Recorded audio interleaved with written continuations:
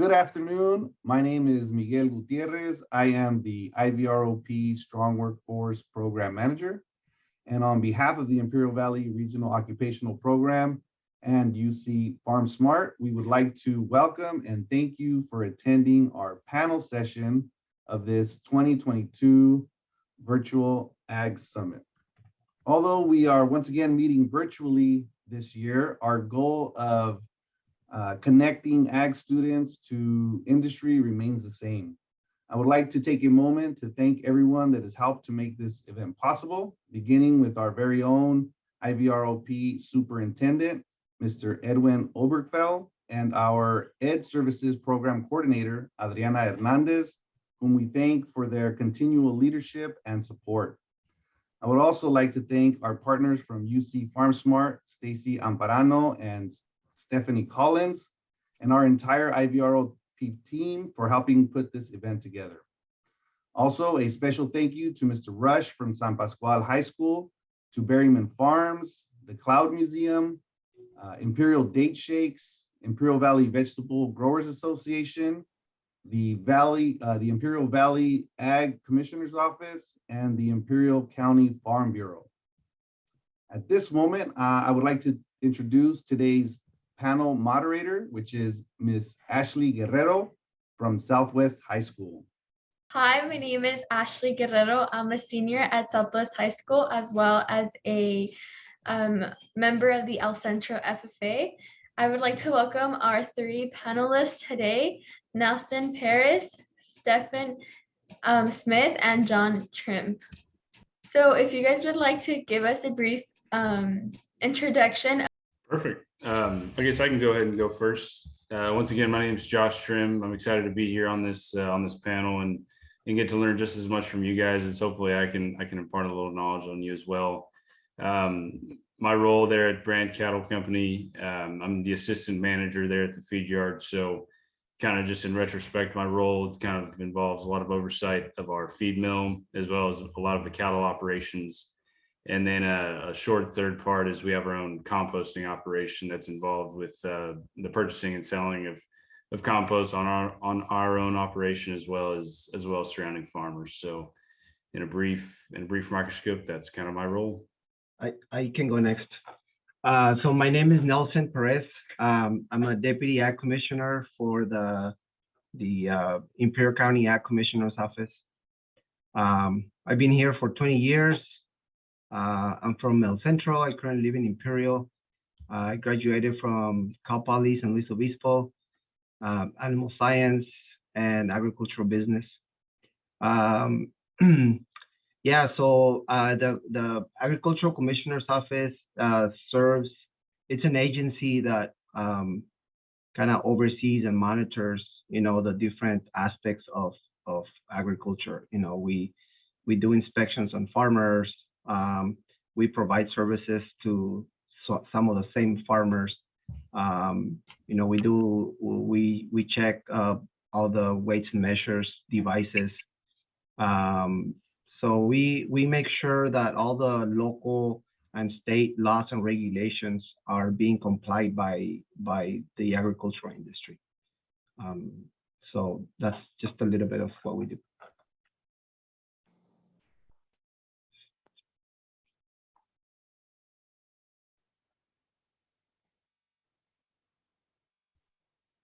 Was Mr. Smith able to join us? I think he may Yes, be. I just joined right now. I'm trying to turn the camera on real quick. I figured I got it on my iPhone. The computer wasn't working. Thank you.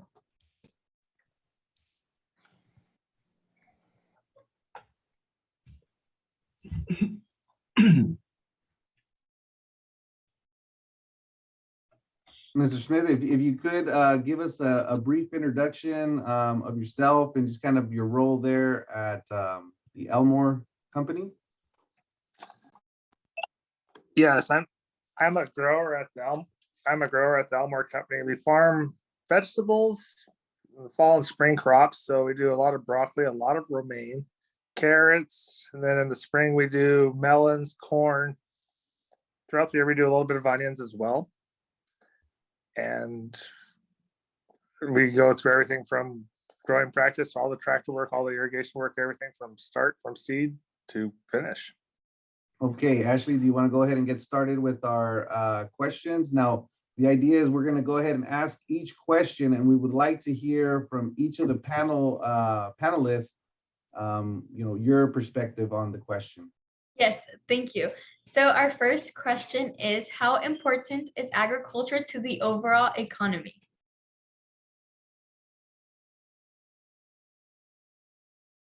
I'll go ahead and go first.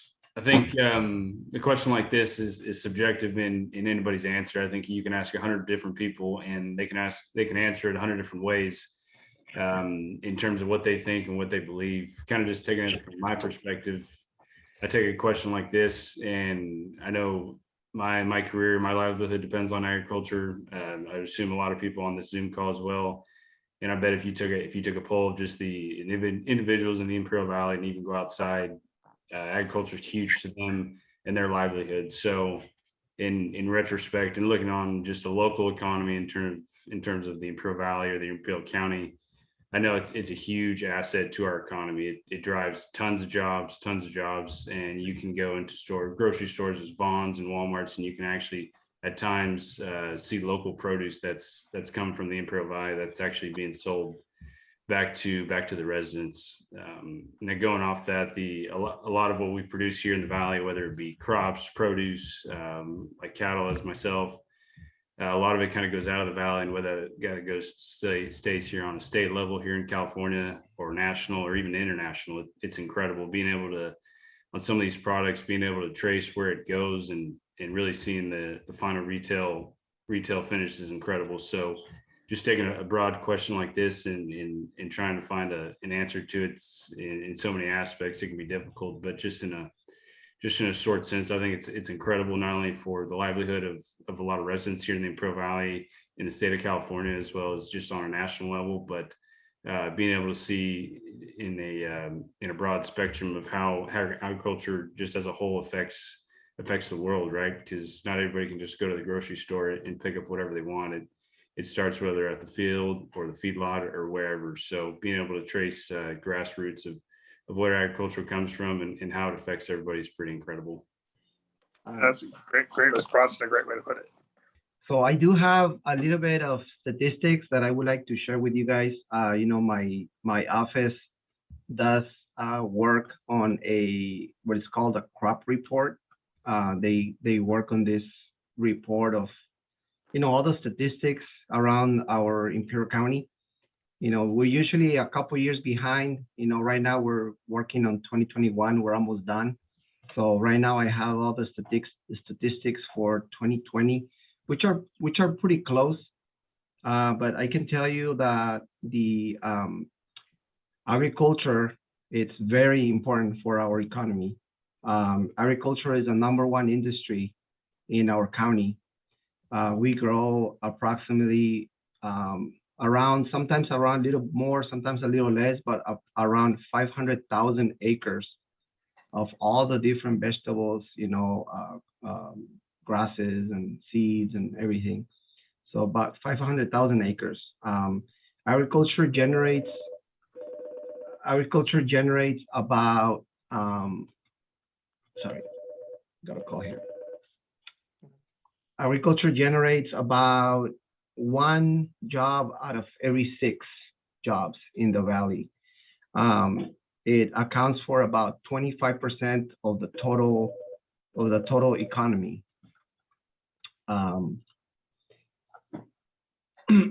Also, in terms of money, our agriculture industry generates directly about $2 billion every year, but indirectly, when you add all the processing, of cattle, processing of vegetables, sales of seed, services, equipment, maintenance, all the different things that go within agriculture, it's about double. So it's about $4 billion that are generated in our county just from agriculture. So yeah, I would say it's very, very important for us. Agriculture in the Imperial Valley is just it's a source of one of the biggest employers, and to be able to supply not only just here, which is the common misconception, is what we supply around the entire world, whether it's export for alfalfa, it's produce grown here, it's cattle, it's all the aspects of agriculture. As employing, it's a giant employer, the largest employer, and that it's been proven not just this generation or anything else, it's generation after generation after generation, and this has been producing, and it's one of the beautiful parts of this whole valley is watching something from start to finish and knowing that it feeds the entire world, or feeds around the world. Thank you. So for our next question, we will have Mr. Smith go first, and then we can have Mr. Perez and then Mr. Trimm go after. Our next question what impacts does farming have on the environment? The impacts farming has on the environment, in my opinion, goes back to the farmer himself. It can go to adequately using water, the correct cultivation of the farm ground. What you put into the farm ground, all the inputs you put into it results on your yield and how you conduct yourself moving forward and your livelihood of farming. How it does on everything else for climate and all that other stuff, it is a good aspect of it. It contributes in more ways than we can ever see. But that's one of the nice things about the Imperial Valley is its climate. Whether for the wintertime for us for produce, there's no other region around it. Or if you go through the crops throughout the year, the sweet corn that's harvested here is the first that's usually harvested between here or Florida in the United States. The melons are first here in the United States in the springtime as well. And that's one of those things I used to always love when they talked about the Imperial Valley just for the produce industry. I don't want to heavily rely on that, but being known as a winter salad. Are you good? You want me to go next? Go ahead. Okay. I'm gonna respond this question as an agency that does monitoring, on companies like the Elmore company, the different farmers that we do, So I would say that some of the things that I've seen, that I think it could have impacts of, obviously, when you're farming, we know that we use pesticides, fertilizers, and that could have an impact on the environment, obviously, but at the same time, I can tell you that California has a regulatory program that I would say, it's the toughest in the world. California has so many laws and regulations, that farmers have to comply with, and so that's kind of one of the things that we do, and we try to make sure that farmers are following all the proper ways of farming, whether the employees have to use proper protective equipment, they have to use the proper equipment to apply a pesticide, to apply fertilizers, things like that. We have a set regulatory program that tries to mitigate all those, any environmental impacts or environmental hazards. There's, throughout my years here in the county, I've seen several materials that have been phased out, because the state does, a bunch of studies on them, and they decide that this is something that we probably don't want, in our state, and they phase them out, and sometimes it's very hard for farmers to find other materials, to use to control the different pests that they have, the different diseases that they have. So there's always a balance, but it's tough, but at the same time, we have a very tough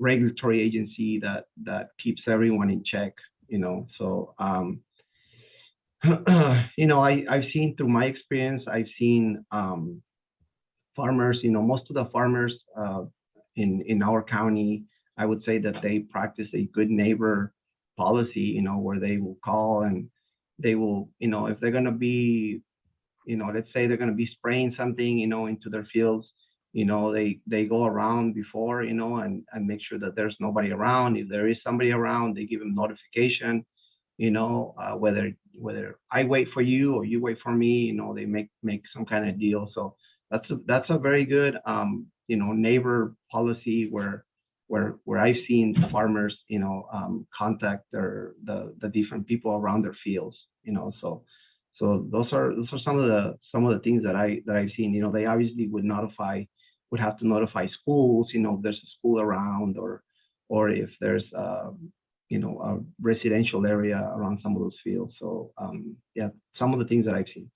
Yeah, those are some great points. I guess going to me, I think if you ask a lot of producers this question, one of the first words that would come to their mind is sustainability, whether for their own operation or for the surrounding operations or for just the industry as a whole, right? The decisions that we may make today, this week, this month, this year definitely have an effect on the next year and weeks to come and years to come. So I think all of that have that idea and that word on the forefront of our mind when we're making big decisions as producers, whether it's what to plant, whether it's what to spray, whether it's what to use, what inputs to use, and what those inputs use, if we do use them, what they affect, how they affect us as a company, as an employer of employees, as well as the producer, right? Because that producer is the end goal.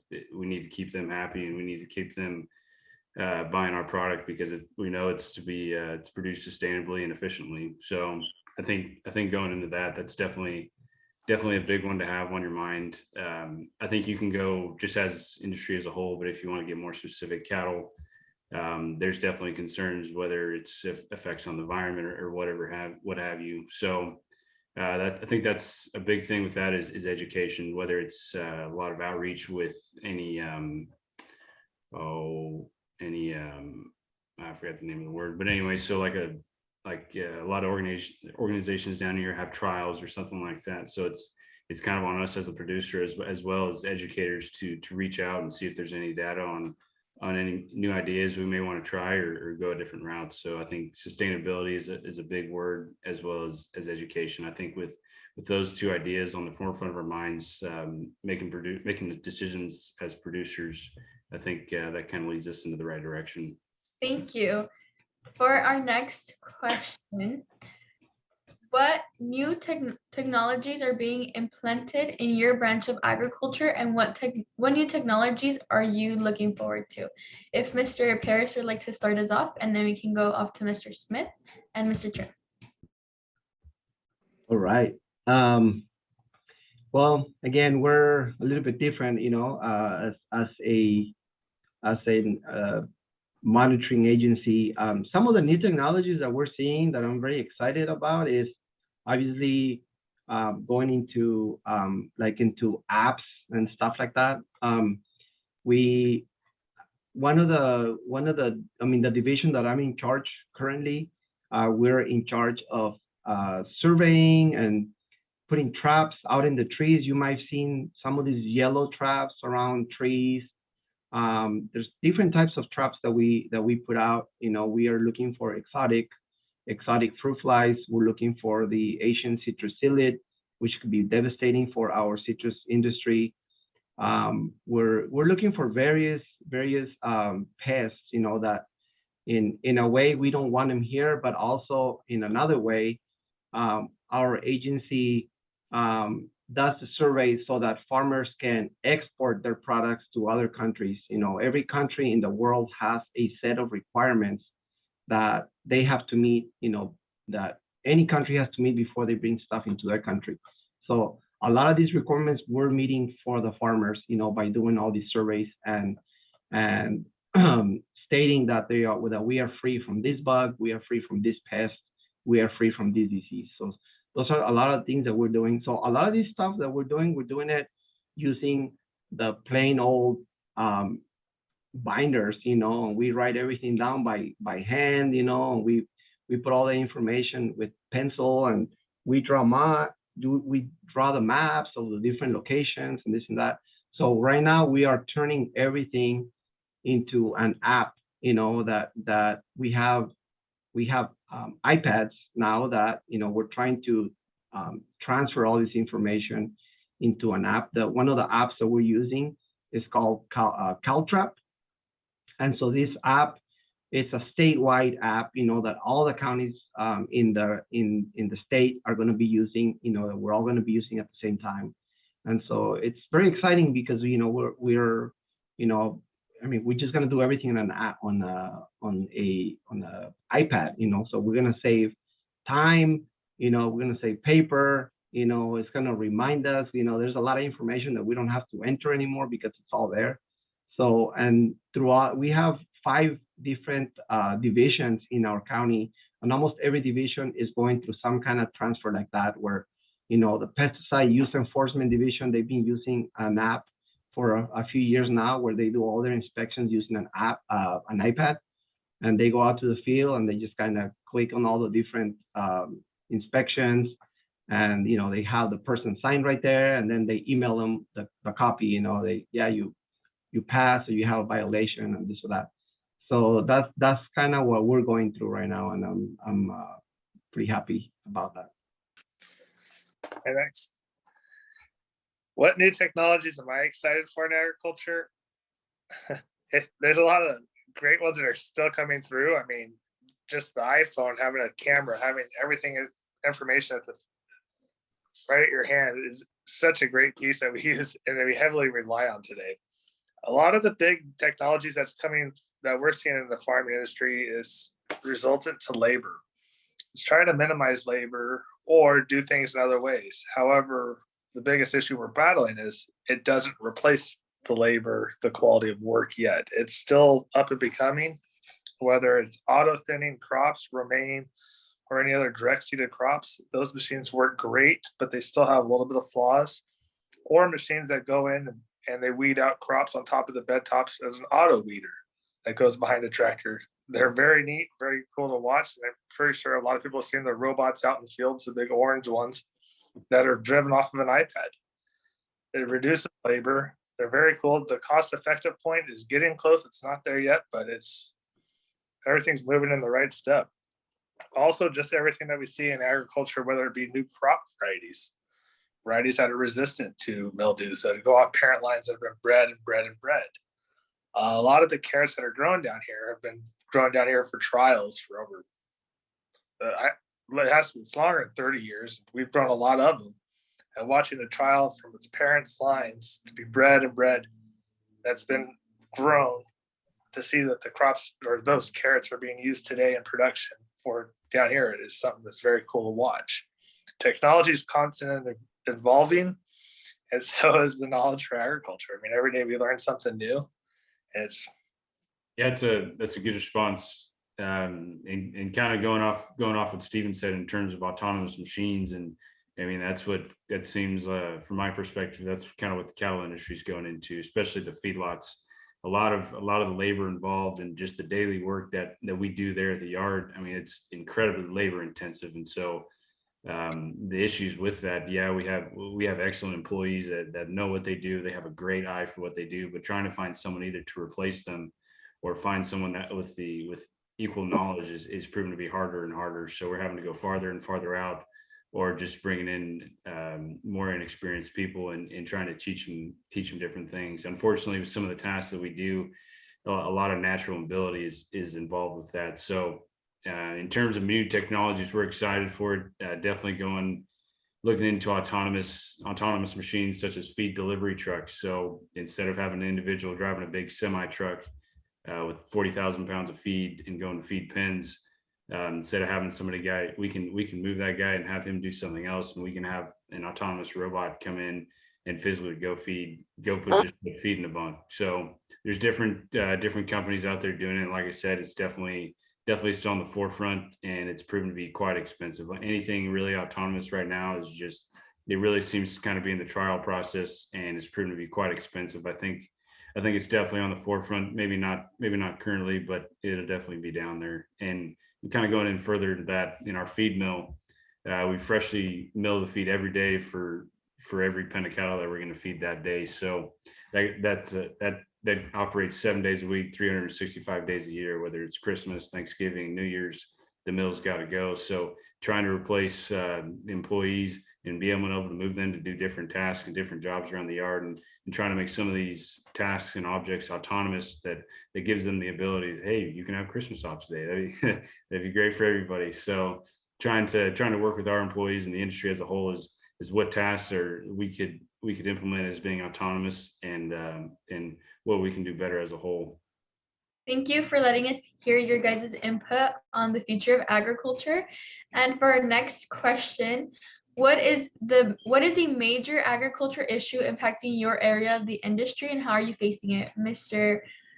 Trimm, would you like to start us off? Definitely. Well, that's kind of a tough question. But just like any producer, we're always keeping our ear out for anything that's coming down the road in terms of what may affect us. And a lot of that has to do with legislation, whether it's on the state level, local level, or even federal level. So kind of going off that, I saw this question earlier, and I just did a quick Google search. I just looked up how many bills are in active California legislation that affects agriculture, whether positive, negative. And right now I got about 11. I think that there's more, there has to be, but anyway, so trying to be aware of that in terms of being on the forefront, if that's really going to affect us and our industry and us as producers, what are we going to do about it? Is there some lobbying, or is there some voicing that we can do to get our opinion out there, right? Because our fear is that somebody's making these decisions without talking to a producer or someone that's involved in the industry, that really, hey, how is this going to affect you? Is this a good direction to go? Is there some other direction we need to go? And what that's going to do to everybody as a producer as a whole? Because going back to that sustainability, somebody's got to be able to do this job, and we really need to establish a better line of communication between whether what's going on there at the state or the federal level, and what's going down in grassroots here in the Imperial Valley and the Central Valley, California, just the United States across the board. So kind of just some, I wouldn't get too specific, but just major agricultural issues impacting us is definitely some of the legislation. And coming out of this last 2 years, it's been tough on everybody, just individually as a whole. Labor issues have proven to be quite difficult, whether that's you have some employees, unfortunately, do test positive, and then they're out for the 2-week period or what have you. So either trying to limp along without them being there, because every employee to us is essential, whether that's just 6 days a week or whatever it may be. So trying to navigate those waters and doing things without as much labor on hand is kind of difficult, as well as recruiting new employees and stuff like that. And in terms of people's interest levels have dropped or what have you, but definitely legislation, I would say, and then just labor as a whole has proven to be quite difficult in the last couple of years. Thank you. Mr. Smith, would you like to go next? Yeah. The major deals that are kind of impacting our areas, and I kind of look at our area as Imperial County or Imperial Valley and California. I mean, one of the biggest ones we saw this year, I mean, we've all gone through COVID and moved through it in one foot from another. But as going through, like Josh going off legislation and everything else, we've had other deals as in labor. Now with labor as high as it is, with minimum wage and everything else, there's also overtime, which is 40 hours a week, which is very tough when you're trying to move everything around. When we irrigate a field, it'll be 12 hours, 24 hours. Just trying to manage that and keep the overtime down low has been quite a challenge, but we all make it work. The other issue that could be coming up will be water. It's having everybody be conscientious in this service that they use for down here, and the water that's provided here through the Colorado River and the other areas it also serves, using it to its maximum efficiency, whether we use sprinklers to save water instead of furrow irrigating or drip. Another issue that we're facing is education. The labor force that we're finding today, it's aging. However, it doesn't seem it has another level that's come into it. We've got the new advances in technology. However, it just doesn't evaluate to what the labor job used to be. Education can also go back to how many people do we in the United States know where their food comes from. I mean, that's a battle that's always, I've gone through colleges, I've heard it at multiple colleges, that's always taught, it's trying to be brought out to the community. And I think that's another great way that helps agriculture and kind of brings everybody onto the same page. Thank you. Mr. Perez, would you like to go next? Sure. I mean, I really would have to agree with both Josh and Steve. You know, yeah, those are the main issues. You know, laws and regulations. You know, even though we're the ones that are monitoring that and making sure that everybody is, you know, complying with them. You know, definitely. I mean, I understand that. I've always understand farmers, you know, when they say, man, there's so many things, and yes, I do understand that, you know. So yeah, they, you know, obviously there's a need for a local voice, you know, state voice, you know, of people that understand the agricultural industry. You know, those are some of the things that we've tried to have in our office. We've tried to hire people that have an understanding of agriculture, because that's important. You know, you know, if we're having a new inspector, you know, going out that doesn't know anything about agriculture, and they're trying to, you know, talk to the farmers about complying with all these laws and regulations, there is a need for people that have an understanding of agriculture, that have experience in agriculture, you know. So that is something that we try to do as much as we can. Yeah, we have people that have been pest control applicators, that have been pilots. We have people that were irrigators at one time. We have people that were farm managers. You know, we have people that work in the structural pest control, where they go and spray all the houses, you know, for bugs and spiders and stuff like that. So we do try to have that in our office, to try to have people with experience that understands agriculture. So yeah, I think that is important.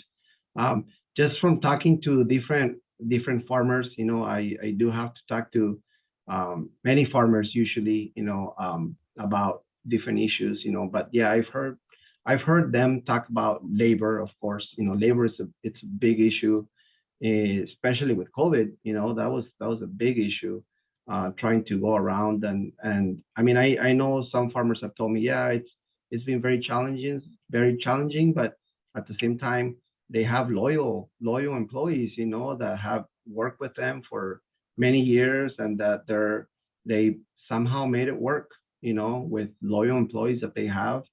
But yeah, definitely. I mean, some of the things that you know would probably be looking at, that I'm sure when there's a need for labor, you know, there's going to be more demand for new technology that's going to be helping farmers, you know, in harvesting or thinning, you know, like Steve was saying.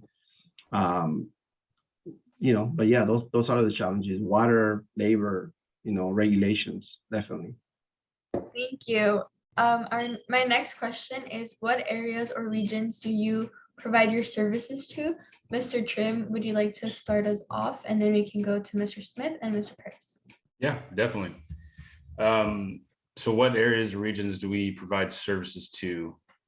And I mean, I could take this a couple different ways. Just I guess services, first is service to our employees and our people. So I mean, for our employees, we've got families, we've got dads and sons and cousins and brothers. And I mean, going off what Mr. Perez was saying about loyalty, I mean, it's incredible going through what we did for those 2 years, and everybody did. But man, you find out who really loves their job, and you know, thankfully just about everybody did, because everybody showed up to work every day. You know, unfortunately, if you were positive, you did your quarantine, and they're right back to work. And so that was incredible to be able to see. And our employees, we have guys that live down in Mexicali that they cross the border every day. They get up at midnight, 1 o'clock, 2 o'clock in the morning. They make it through that line. If they're here early, they go sleep in their cars. I mean, you're talking about loyalty. That's it right there. So getting to work alongside those guys and get to know them is pretty incredible, because you look at you look at some other operations. I mean, it's crazy what some guys are having to do for labor. And if our employees are willing to get up at midnight, 1 o'clock, 2 o'clock in the morning, sit in their car for 4 hours in a borderline and come to work every day and do that 6 days a week. I mean, man, that's incredible. But going off that, in terms of services, our product is live cattle that we bring them in as a little calf. In regards to Holsteins, that's typically what we feed there at the yard. They come in as a calf weighing 325 pounds. They're there at the yard eating all the feed that they want, drinking all the water, enjoying all the shade, and for about 390 days. And then when they get big enough, they go to the processing facility, and that's how those grocery stores get their steaks. That's how you get your carne asada. That's how you get your fajita meat. That's how you get all that. So in regards to going back what Stephen was saying about education, that's a big one, because a lot of people just see a steak, or they see some kind of produce or something in the store, and they expect it to always be there. And then you go through a time like COVID where it really hurt the industry. It really hurt producers, where the limited supply went down, or the cost went up, or what have you. So getting the producer to be able to understand that there's a supply and demand issue there is one thing. But in terms of areas or regions that we provide services to, like I said, a lot of our beef, mainly all of it, goes here to the processing facility here in Brawley, the One World Beef, and from there it goes across the country. A lot of it ends up in the local Costco there in El Centro. It'll be there. We also have our own branded beef program, so it ends up in high-end restaurants and everywhere else. So, and stuff coming out of the yard, it could go to your everyday grocery store. It can go to high-end restaurants. It's exported to Asian countries. It's all over the place. So, going back to what I said earlier, being able to have a traceability aspect of that's pretty incredible, because you really see how many economies and how many communities you really touch by being able to deliver your product there. Thank you. Mr. Smith, would you like to go next? Yeah, the areas or region we provide services to is all around the world. But what I like to the question is we, and just like Josh says, it takes everybody. It's not one person who makes it done. From all the labor, all the employees, to watch something from start to finish is always a gorgeous thing. But once again, it never took one person.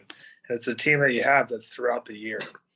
So for our produce, it's all around the world. It's shipped to everywhere in the United States. It feeds the East Coast in the wintertime. It feeds the rest of the United States in the wintertime, as well as our alfalfa.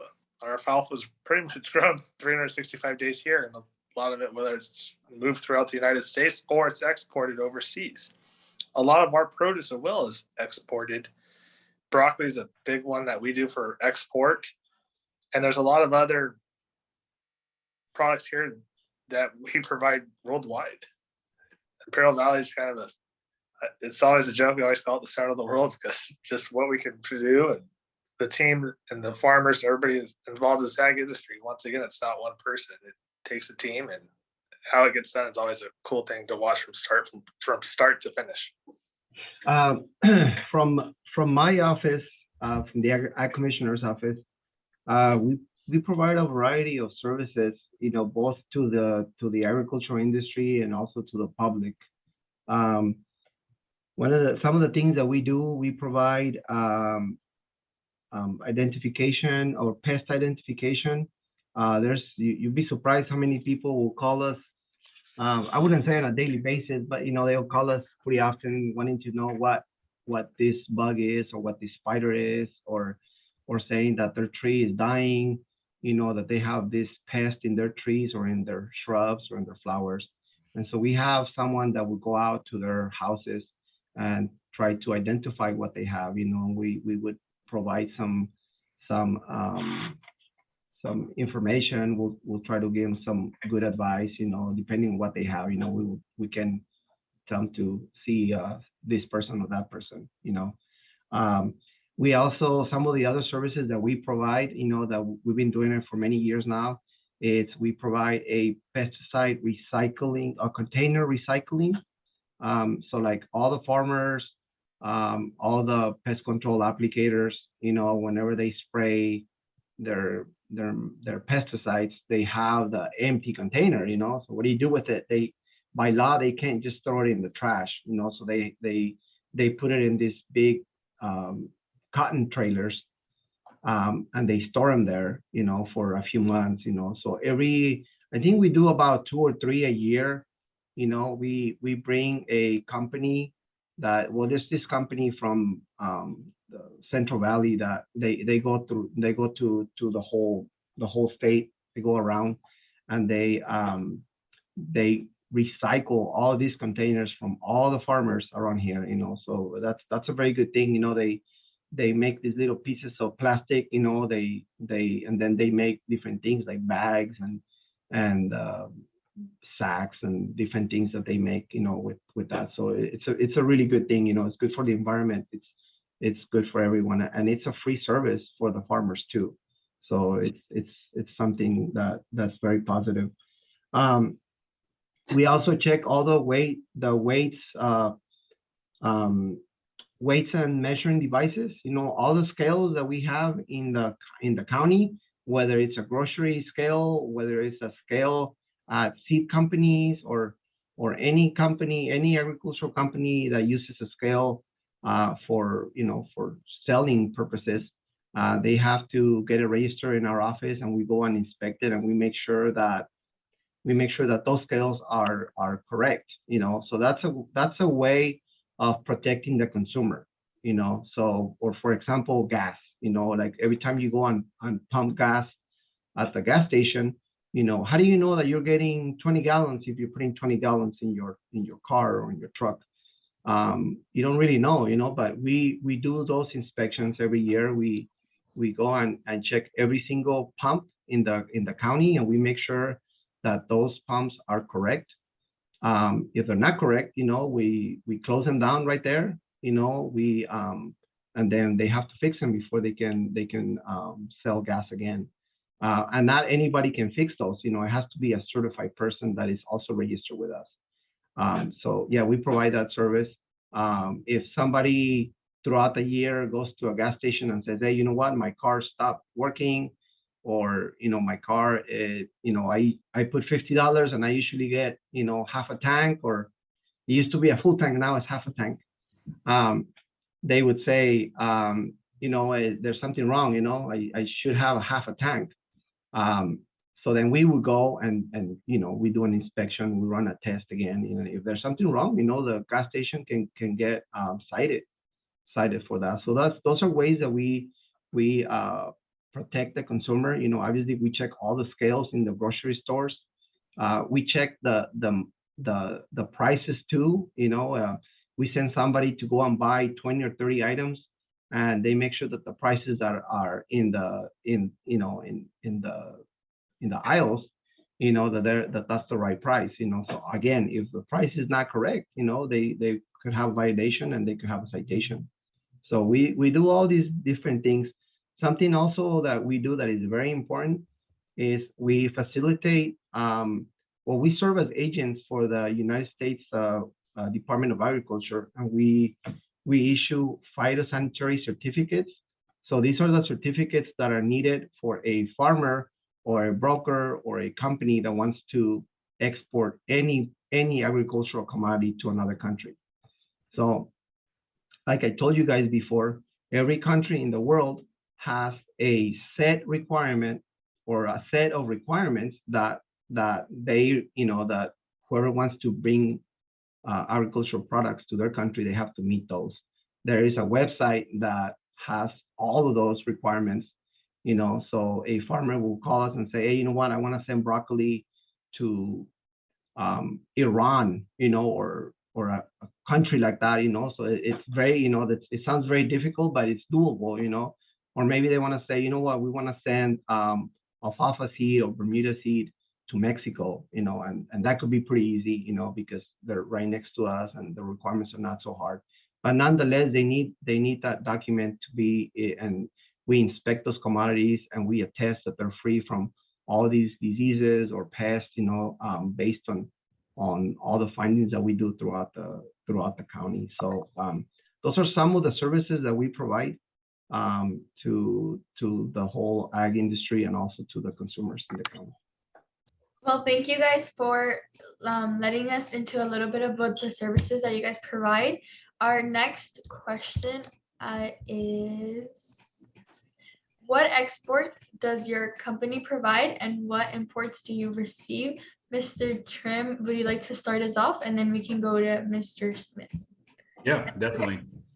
In terms of exports that we provide and imports that we receive, our main commodity that we export, I guess you'd put it, is live cattle. So anything leaving the yard is ready to be processed, and the end result hit the consumer in the retail area. In terms of imports, that's mainly kind of our feed stuff. So anything that's involved in the actual feed that's fed to the animals. So the best way to do it is just to locally source for obvious reasons. Number one, kind of support the local economy, but also typically the closer you can get it, the cheaper it's going to be. So we're all about margins. In terms of, we use 3 different kinds of hay. We use alfalfa, Sudan, and Bermuda.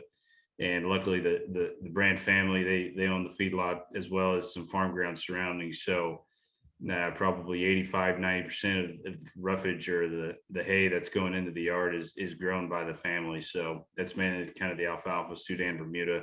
At times if the market allows, we'll buy some outside hay, but thankfully we've kind of been able to support ourselves on that front. But in terms of other products, we have trace minerals and trace vitamins that come all the way from China and other Asian countries that down in Peru and South America. We've done some traceability on this and trying to see where all our products are coming from that we're feeding to these animals, with keeping the consumer in mind. So that was kind of a little project that we did. Was, yeah, we know where the hay comes from. It comes from just down the road, but where does that trace mineral come from? Where does the vitamins come from? And so, especially during the last 2 years of COVID, you're talking about China's pretty much the sole producer of a lot of these micro ingredients and vitamins. So, man, when that processing facility or that factory breaks down in China, yeah, it hurts people here in the Imperial Valley for sure. So that was kind of a headache in terms of sourcing different products when the supply was just diminished. So some other imports we have is more feed stuff. So dry distillers grains. That's you talk about a lot of this biodiesel and ethanol production.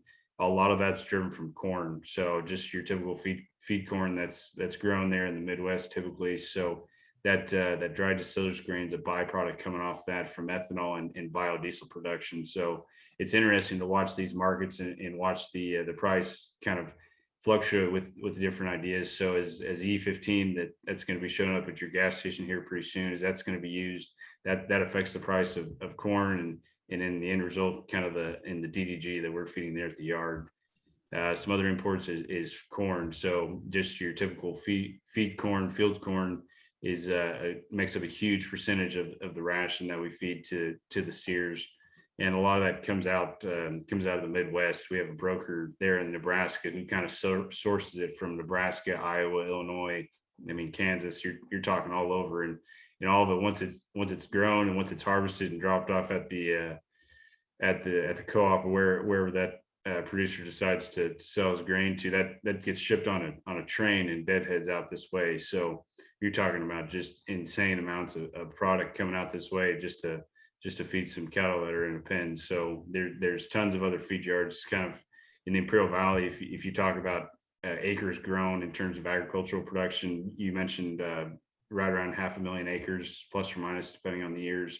In terms of cattle, probably right now there's 400,000 head of animals on feed just in the Imperial Valley, as well as it kind of fluctuates just along with the acres grown depending on different avenues different people decide to search for. But yeah, in terms of imports, that's really kind of what we do is in terms of our feedstuffs is sourcing that, whether it's coming out from here in the Imperial Valley in regards to our hay.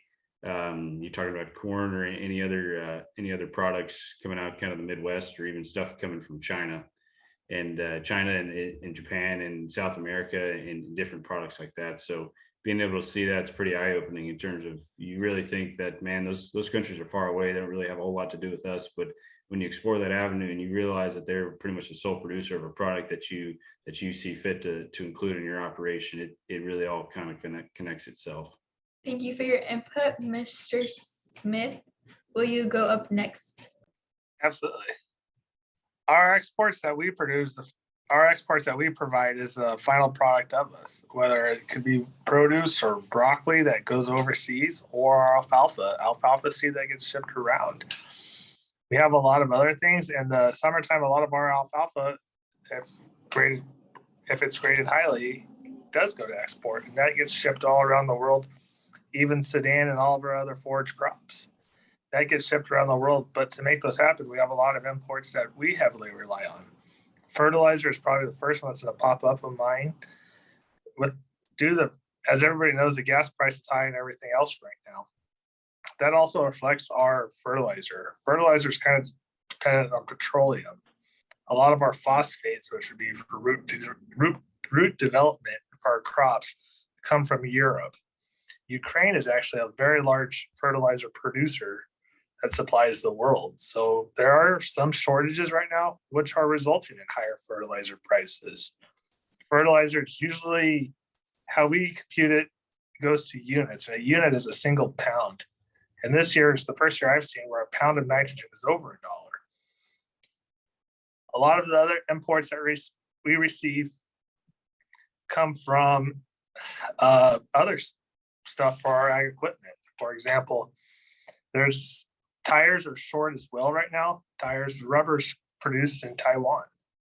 It could be parts for our tractor. A lot of our agricultural equipment, they have facilities that are in Europe, and waiting on a part or something like that can take a long time. Thank you, Mr. Perez. Now, we don't do any export or imports, but I can give you some statistics, of the information that we have or that we gather in our office, But yeah, like both Josh and Steve were saying, we export a big amount of agricultural commodities throughout the world. I can tell you that depending on the year, we export to about 90 different countries. So 90 different countries. I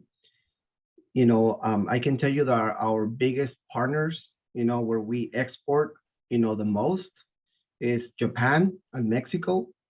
A lot of our vegetables go to Mexico. A lot of our hay goes to Japan. Just in those two countries, we export about 68% of all the exports from the county, from Imperial County. But we also export a lot of products to Korea, to the UK, to Taiwan, to China, to Canada, and then to 80 something other countries. So there is a crazy amount, of commodities that we ship out. The number one commodity that's exported to other countries is vegetables. Vegetables is 41% of all the exports are vegetables that go to other countries. Then after that, it's hay. Hay is about 31% of all the exports that go to all these various countries, and recently, I don't know, I would say 5, 6, 7 years, there's been other players that came into our county to buy and to export hay to, like, for example, to the UAE. That came very strong several years ago, and they're buying a lot of our product, and they take it to their countries over there. Obviously, Korea, China has a lot of requirements. That's one of the things that I used to do. I used to make sure that all the hay complexes comply with all the requirements from China. China is very particular about different things like that. So they have a lot of requirements, in order for somebody to export alfalfa, for example. That's like about the only thing that they can export in terms of hay. It's only alfalfa. Then they can export seed, different types of seed to China. But in terms of hay, I think it's only alfalfa that they can ship over there. And so there's many requirements for that. So those are some of the things that we do.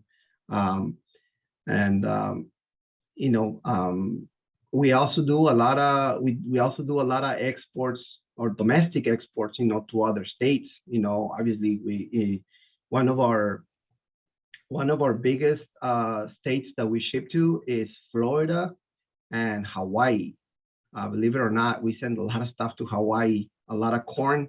There's a lot of corn that it's either produced here in the county, and when there is no corn here, they bring it from other places and they process it here, and then they ship it to a lot of stores, a lot of places in Hawaii and Florida, Texas, Arizona, of course.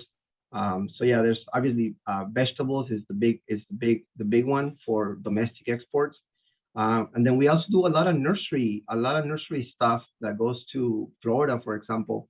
We export a lot of date palms to Florida, small and big. A lot of them are big that are going to different areas like housing, residential areas, golf courses. So those are also big things that we export to other states. Just a quick run, I wanted to give you a little bit of information also, since I can remember, I've been here for 20 years, but since I can remember, cattle has always been the #1 commodity in our county. You don't really see the cattle around, because they're a little bit on the outskirts, but they are the biggest commodity in Imperial County. #2 is alfalfa hay. It's the #2 commodity in the county. And then leaf lettuce, I think if you were to combine all the lettuces together, it would be pretty close to being the #1, but for some reason we separate that, leaf lettuce and romaine lettuce and head lettuce, they're all separated. But corn is also corn is #4. We produce a lot of corn in the valley, Bermuda, carrots, sugar beets. We're the sole producer of sugar beets in the state. So we're the only place here in the county where we produce sugar beets. A lot of it has to do probably because we have that factory here that produces the sugar. Some of the other plants closed down several years ago, around California. So that might be it. But broccoli is also one of the top 10 products for Imperial County. But yeah, all of it, a lot of it, it's exported to different countries. A lot of it is exported to different states. Also, in terms of imports, I forgot to say that in terms of imports, we concentrate a little bit more on the exports because we provide a service for that. But we also get a lot of stuff that comes in from Mexico. There's many companies that are American companies that are processing or producing vegetables in Mexico, and so they produce them and they bring them right back. They bring them right back into the U.S. We have a massive amount of asparagus that comes from Mexico, on a daily basis. A lot of asparagus, green onions, all the different vegetables, that you can think of, they also come from Mexico, and most of them are being grown by American companies that are bringing them back, and that's something that I used to do also. I used to inspect some of these products, at the border, kind of working together with the Homeland Security. We would check also for bugs and diseases and things like that. Thank you on your guys' input on the exports and the imports that you guys receive. For our last question is, what are some career opportunities within your company? Mr. Perez, would you like to start us off? And then we can go off to Mr. Smith and Mr. Trimm. Yeah, we do have, I would say, a lot of career opportunities. I've been blessed to be working for the county, for the agricultural commissioner's office. Ever since I remember, I was involved in agriculture, just working in the fields with my dad, or farming in Mexico with my uncles and my dad, but I studied agriculture, because I liked it, but I worked for a farmer for a few years after college. I worked with Kuhn Farms for several years, so I got very involved in the growing part of it, and also the buying of hay, exporting, dealing with Asian customers, Japanese, Koreans, Chinese. So very, very interesting. But in our agency here at the Ag Commissioners, there is a lot of career opportunities as agricultural biologists. Most of the people that we have that go out and do inspections on a daily basis, whether they're going to go to inspect the field or go to a seed company or go to a grocery store or go to a cooler. Most of these people are biologists, and what it's required, for our office is to have a 4-year college degree, in any science related major, so I really encourage everyone, if you like agriculture, if you are interested in having a career in agriculture, there's always an option, to come and work for us. But yeah, we do require to have a bachelor's degree. There is also several opportunities as agricultural assistants, and I'm very happy to tell you guys that several of our agricultural assistants, there is no major required for that. There is no bachelor's required for that. But some of the things that we offer to them is that if they can continue their college, when they're here nowadays, you can do a bachelor's degree online, so we have several people that started as agricultural assistants. They went on and they finished their college degree online, or some people, will go to the University of Phoenix or to Yuma, or to IVC, and then finish off in other places. So once they do that, then they can get a job as an agricultural biologist with us. Some of our ag assistants are now supervisors, and so yeah, it's very, very, very happy, for them, for everyone. So come and see me in a few years. Thank you. Mr. Smith, will you go up next?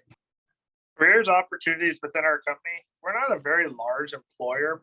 However, with what agriculture does is, one thing a lot of farmers always look is kind of grooming the next generation. Whether it's having high school kids come out and work, they go off to college, or they continue working, starting as whether they're irrigating or driving a tractor, then move their way up. And with experiences comes responsibility. There's a lot of openings within agriculture. Food safety is a giant aspect. Also in sales, I am licensed as a pest control advisor. I hold the license, however, I don't practice it. But within that, watching that for the fertilizer companies, those guys battle finding new PCAs to go check fields. That's kind of an industry that's lacking, or fertilizer salesmen. Also, there's a lot of lack within irrigation. I mean, it's an art that's kind of passed on. How to irrigate a crop properly in the water and how to manage it.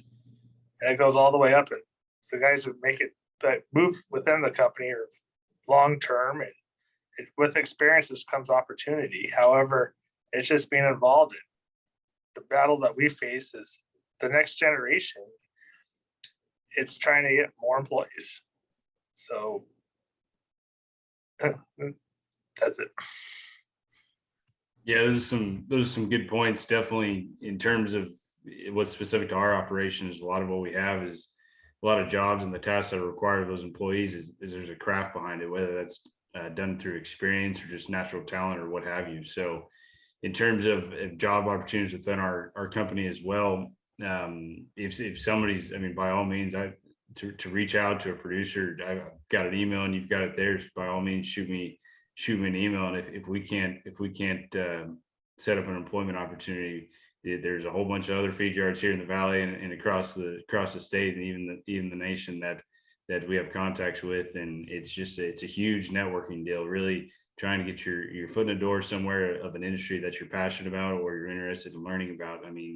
Education and just reaching out to somebody that you know, or somebody that they may know, or something like that. Because at the end of the day, us as producers, we're looking down the road, going back to sustainability, about what's going to keep this operation here in 5, 10, 15 years when these older guys that are pretty good at their job, or if they're looking at retirement or something like that, maybe their family member's not always going to want to follow in their footsteps. So trying to find somebody that's passionate about the jobs that we have and that can really get behind something like that's proven to be a little bit more difficult to find. So we're just looking for people that are interested in the industry, that can be passionate about it, and we'll give you the experience. You just got to give us the drive. So yeah, definitely just reach out to someone you know and go from there. Thank you guys for your guys' input on these questions. I would like to thank all three of you for your time and consideration for answering these questions. I will now be passing it over to Fatima Gutierrez to give you guys the Ag Summit tour. Hello, everyone. My name is Fatima Gutierrez. I'm a junior from Imperial High School, and I'm currently serving as Imperial FFA's chapter president. In just a few moments, we will present you with the trailer from a video from a very successful Ag tour where I, along with a group of students from different schools, were able to take a tour on March 15th.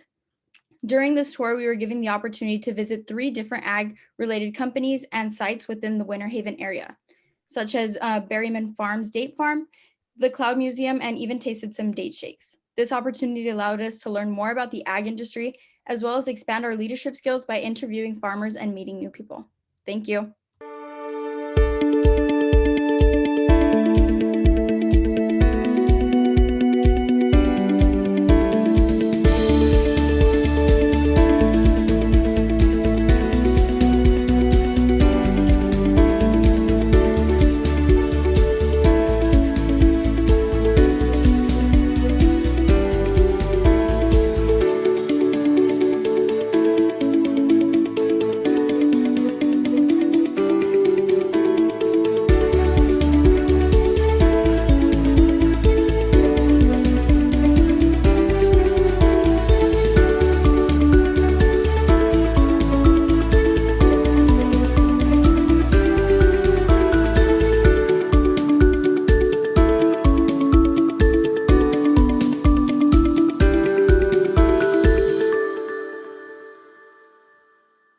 All right.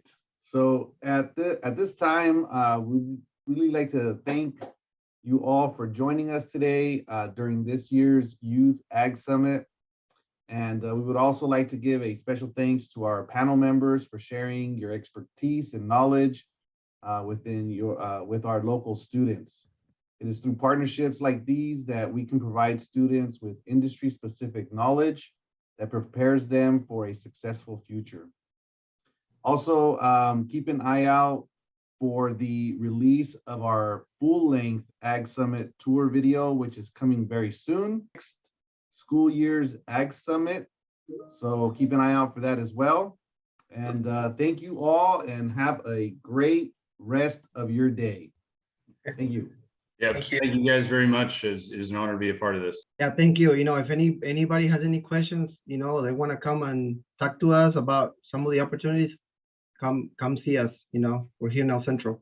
We'll definitely take up your guys' offers for, you know, like the employment opportunities that Mr. Trimm was talking about, and then Mr. Perez as well. If we can work out any type of collaborative opportunities in the future, we do very much appreciate you guys participating. Thank you. Or farm tours or anything else, don't hesitate to reach out. That's what we like to do, to provide education and to show everybody what we have to offer. We will definitely do that. We are not gonna waste those very valuable offers. We appreciate that. Thank you.